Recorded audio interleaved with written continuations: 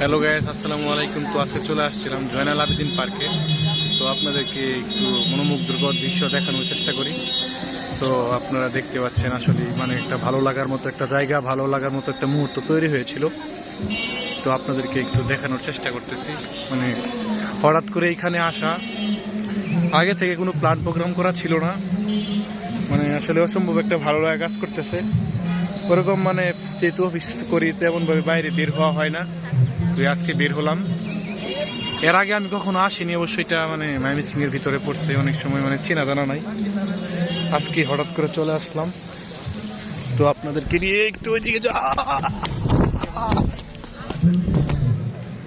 তো দেখলেন আমি একটু ঠাস ঠাস করে এভাবে নেমে পড়লাম।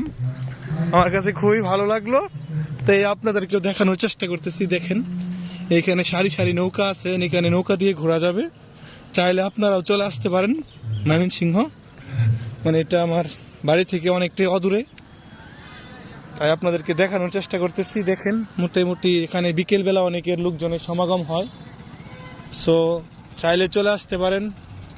Take care, all the best. সবাই ভালো থাকবেন। সবার ঈদ কেমন কাটলো সবাই দোয়া করবেন আমার জন্য। আল্লাহ হাফেজ।